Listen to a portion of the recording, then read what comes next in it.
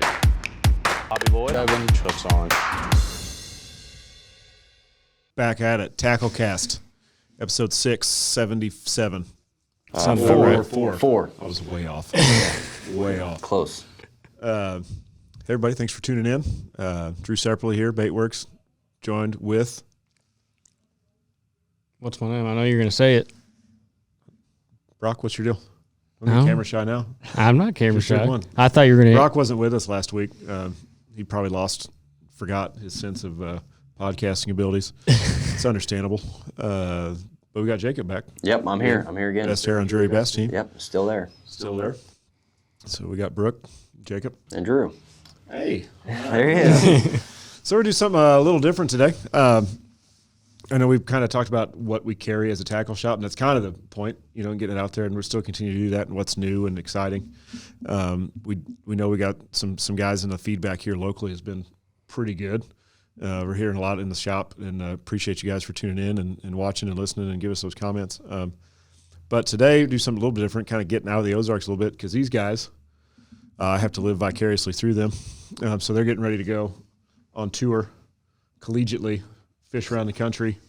So it's Chick, right? Where you guys headed? Lake Chickamauga. There you go. Yep, Dayton, Tennessee. When's that coming up? We're leaving on Sunday. So the tournament's Thursday, Friday next week? Thursday, Yep. Friday, yep.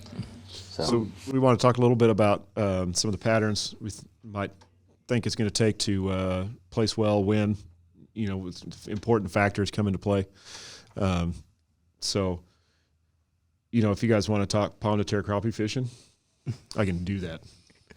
I just haven't. I fished a lot in Oklahoma, but I really haven't fished east anywhere.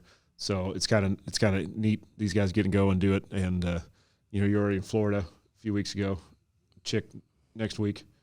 So you guys can take it from here. What are you guys expecting? You guys have fished it before. I've never laid eyes on it. So. Well, I mean, from what we're hearing and from what we've been to Chick before, it's going to be another typical pre-spawn, shad-oriented, maybe some crawfish deals. I know there's a little bit of grass that's growing right now, but it's probably not going to be a huge factor. It's going to be a lot of, we should say this before it starts. Most of these bait selections are because it's going to rain for 7 days. All 7 days we were down there. Yeah. So right now the water is 3 foot low, I think, the last time I checked, and I'd say it's probably not going to be 3 foot low by the time the tournament rolls around. So you're packing spinning rods. Yeah. Oh yeah. Super finesse. No. Yep. Oh, okay. No. I don't know. Last year we went to Chick in the spring. I had boat troubles when we were down there, so I didn't really get to see much of the lake in the springtime. But, I mean, if it's anything like the rest of the Tennessee River, it's going to be a red flat side, a red chatterbait, and just a lot of cover and water, if I had to guess. That's kind of what I'm preparing myself to do. That's what I'm going to start with. I don't know about you. I know you like fishing offshore, so who knows what's going to happen there. Who knows? I'm planning on doing the same thing, just putting the trolling motor down on high and rolling down the bank with a square bill, but who knows? Yep. I know the below Logan Martin? Watts Bar. Logan Martin. Below Watts Bar comes into play when the currents roll. Yeah. But if it rains for as much as it does, they might be rolling too much water and you can't really fish it. So that'll be something to see. Because I know the fish on the main lake are just cruising around chasing bait balls like they do here in the Ozarks. Some of them, I mean, not necessarily an 80 foot of water, but they might be on some random bar up there feeding, chasing shad. So I know that's a typical deal, and especially if the current starts rolling like it's supposed to, it's going to pull those bait balls and fish back up, and they're not just going to be roaming in the middle of the lake when they're running full water. So yeah, so there's going to be, I'd say it's going to change every day we're there just because of all the water coming in, and it's typical pre-spawn, so you kind of have to fish the conditions. So, but I'm definitely going to be looking at a red chatterbait. Jackhammer is my choice. I mean, yeah, it's $17 or $18 a piece, but in my opinion, it's well worth the money. You're jumping in a little bit. It's like $15.99 for half ounce and under. So 3/4 and 1 ounce. Get Baitworks. 3/4 and 1 ounce, then jump to that $17. I might have to run over there. Price point. But yeah, a chatterbait is definitely something that I'm going to have tied on the whole time. I know you got some square bills over here. You want to talk about those a little bit? Yeah.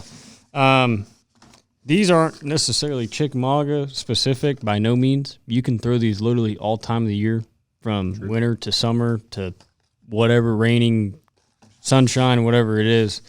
But I have some greenfish flat-sided balsas, and I always normally have one tied on unless I'm fishing table rock or bull shoals or something like that. But I can't tell you the amount of fish I've caught on that this past year and a lipless. And I think a lipless has kind of been a forgotten tool, I think. Because everybody still throws a lipless, but I think you can use it in a lot more broader sense than what most people use it for. And I mean, I think there's still a lot of people that throw it like in Florida and when the grass gets up. But I mean, even just schooling fish, big groups of fish. I mean, you fished on a hard spot on the Tennessee River a little bit last year. I just think it's a really good reaction bait that, honestly, everybody sees these little square bill crankbaits when you're up shallow like that. But I think that lipless is just something a little bit different. Yeah, and the two-tap, this one is the two-tap, and that is the only one I will throw for the most part. When I was in Florida, I did have a multi-bead. I was throwing multiple Drury. I had 6 or 7 different types of liplesses just to find something that was a little bit different. And that the multi-bead worked in Florida, but I think two-tap is one of those consistents that you need to have all time of year. And then last thing is the swim jig, and more than likely this will not be a player. My thought. A little early, but if we hit it right when the water gets up, you're not going to be able to beat this. I think if it ends up going right, this or the sneaky lure he's got over there. All sneakies. All top secret stuff. Obviously not big knowledgeable on not dropping knowledge bombs on chick by any means, but springtime spinnerbait, not a sleeper. We're not reinventing the wheel here, but especially if they're talking about rising lake level, potentially, ever-changing conditions day to day, water maybe colored up, muddy a little bit, and spinnerbait, painted blade, red kicker, something, again, you can cover water with, but all of a sudden out the lake's goes from 3 foot low, 3 foot high, 6 foot high, you got bushes. Nothing more weedless than spinnerbait. Come through that stuff and really cover that water. It kind of eliminates, a crankbait in that regard. You kind of get more one-dimensional. So depending on what it does, that swim jig or spinnerbait, and especially it's hard to beat in colored water. That red kicker, the early spring cold water bites is phenomenal. Something like a painted blade, like an Ozarks Flash, or that old school, War Eagle's such a big market here, but that old, coleslaw, white painted blades, white and chartreuse painted blades, something like that they can really see in that cloudy water, cold water. I remember a few years ago, well, it's been more than a few years ago now, so, 06, 07, one of the first year's table lock flooded badly, and jumped up to about 20-some foot high or something, and just turned into absolute chocolate milk, cold water. Believe it was March. Spinnerbait just owned it, and you couldn't get a trailer or blades big enough. Like table rock's finessey, and I know not right now. Oh man, I remember this was Heartland days and kind of old school, but I remember like Mike Utzler, local guy around here, that he and his son went on terror. It was like they had like 3 trailer hooks on a thing, using like a 6-inch Mr. Twister grub as their trailer. Big old number 7 willies. You just couldn't get big enough. That water was. You were getting to people's yards fishing on. The patio pattern. Fishing patio pattern. Going to the campgrounds looking for fire rings. That's right. Tables. The picnic pattern. Yeah. That's right. But so, the same thing, a chick, they've got big fish, and rising water level, there's really not much better than a spinnerbait. But you get out there in a flat side is such a deal, geographically there. Around here we think wigglewort, rock crawler, stuff like that. And then, and you get into Tennessee and Kentucky and they're like, why would you throw a fat bait in cold water? It makes no sense. So we do have some extras, something super popular now, from Rapala, that Otts Garage, his little flat-sided. Man, that could potentially be a good one. It actually throws really well. If you guys haven't fished it, I know these guys have. But it's a great bait. It's not like it came out last year. and they have a tinier version now this year, but I think with potentially water conditions, lake conditions, I think that bigger one would be a better player. And that one you can cast way better than any of these smaller styled. That thing you can sling and cover some water with. But and Mega Bass does make that sonic side, which I have fished a pretty good deal. As far as a non-balsa flat side, non-wooden flat side, deflects really well, easy to throw, and it could be a play or something like a balsa or something, flat side, but essentially just looking at covering water. Once you're I don't think those fish are going to be staged up in a week to really get the spawn on, but just moving to feed and get. I mean, I'm assuming that's what you guys are thinking. Yeah. Then this little Deepex LBO 100 is a good all-around kind of a sleeper bait. It's not super popular in this area, but Mega Bass again has some really good colors. Depending on the lake level, if you've got your square bill, 4, 5, 6 foot tops, pretty much what you're looking. On the top end of it. Yeah, that's on the top end. I mean, 2 to 3. Yeah, and these sonic sides will go a little deeper, but especially if you want to go deeper, you can run smaller line. But a chick, big Florida hybrids. Yeah, that's a bold move. It's bold. It's a bold move, Cotton. See how it pays off for him. Brokenhearted and crying at the end of the day. So, a mid diving, 6, 8, 10 foot range potentially could play a big factor. Just something. This is a more subtle action. You've got some that are a rock crawler. You know what it's going to do. But that Deep X, it's one we haven't talked about, and everybody around here knows wart, and rock crawler, wart, rock crawler. Why would you throw something else? Even something around here, this will work great. But it just gives you a little more subtle action. So your multi-day tournament or fish have been beat up on for pre-fishing for all week, and something could come into play like that too down the stretch. Where you guys thinking? Down lake, mid lake, up lake? I don't know. Historically, it seems like every big tournament is won on the lower end of the lake. But I think there's still some potential to be up lake. I think if they do it again this year like they did last year, you could only keep one smallmouth per person, so 2 per boat. And I know there were some teams that finished well that could have done even better, but they were throwing what's that one smallmouth. What's that length limit? 18 inches. Yeah, it's so. pretty And sizable I know I talked to a few people last year that they were having to throw back smallmouth that would have jumped them up in weight because they already had their 2. Mm-hmm. So if that comes into play, it might take a little bit out of the upper end, because I know a lot of those bigger smallmouth are coming out of the upper end with the more current. But I don't know. I think I'm gonna explore both directions. Brock? I think I'm going to put my eggs running up the river. There we go. There it is. There it is. Main river or running. I don't know the name of it, but there's an offshoot that runs really far. Hiawassee? Yeah, Hiawassee River. However you say it, I don't know. Anyways, That's what I thought too. Yeah. running up one of those 2 rivers and figuring it out. Yeah. If I go catch 13 to 15 pounds a day and qualify, I'm happy. That's right.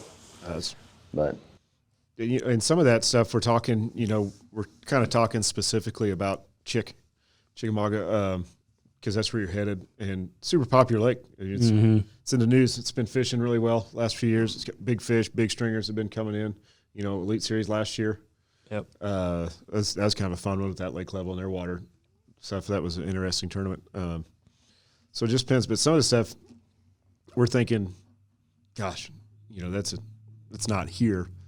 A lot of the same stuff is really applicable here that you don't think we just get programmed for that wart right. rock crawler.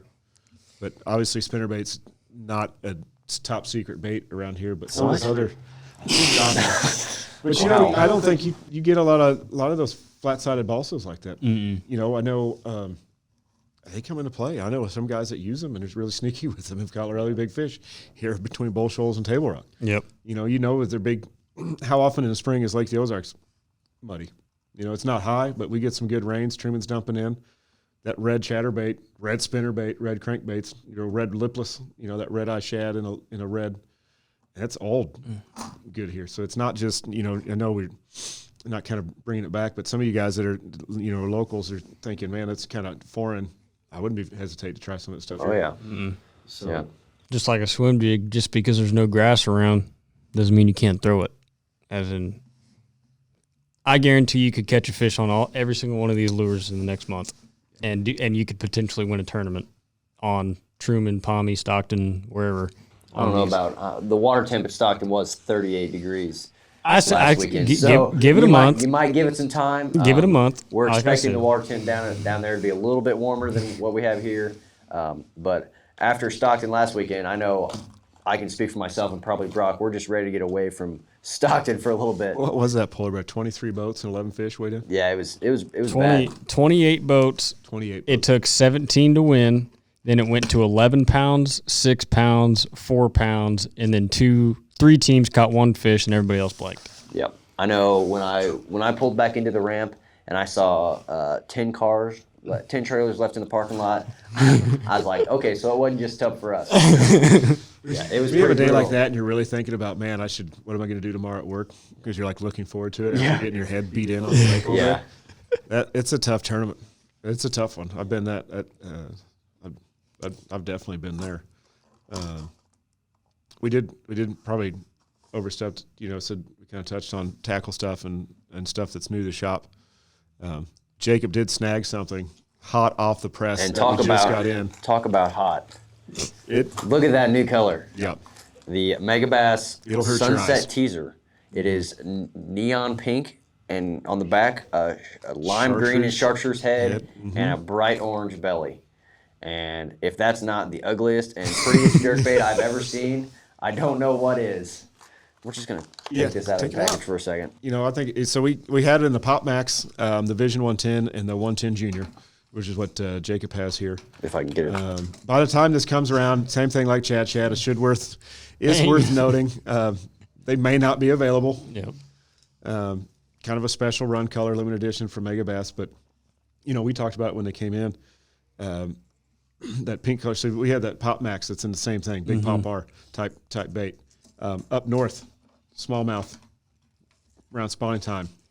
You think they'd get mad at it? Oh, I bought one of each for that reason when we go to Saginaw Bay in June. And I know me and Brock were talking about it when we first saw him. We were thinking smallmouth. Well, I just talked to one of my friends in the tackle shop, and he said that he bought one and was on Lake the Ozarks last weekend and made 15 casts with it and caught 5 bass.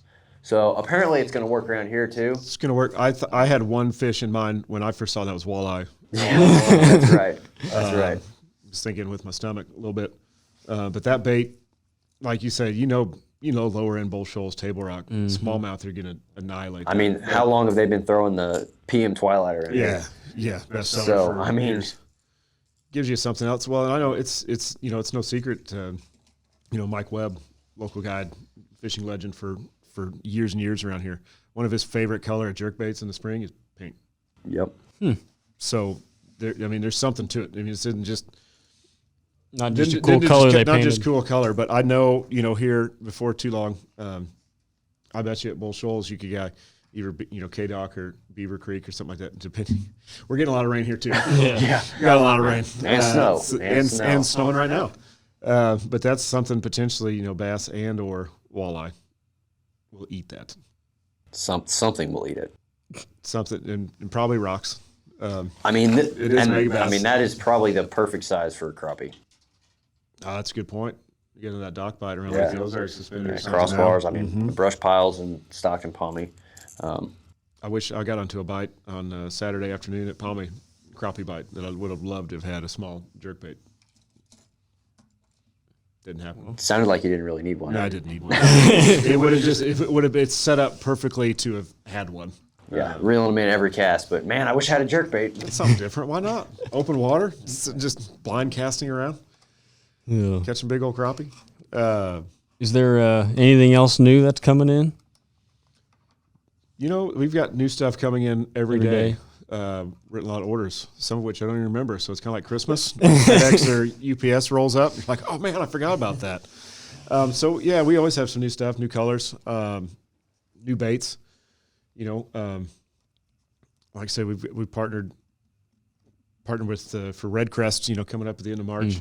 Kind of partnered with Grundens to be their primary retailer. Been communicating here with St. Croix. to be their primary retailer. They have some stuff in the works to unveil at ICAST, so that's kind of going to be kind of fun and neat. Excuse me, ICAST, yeah. Redcrest. Where are we going?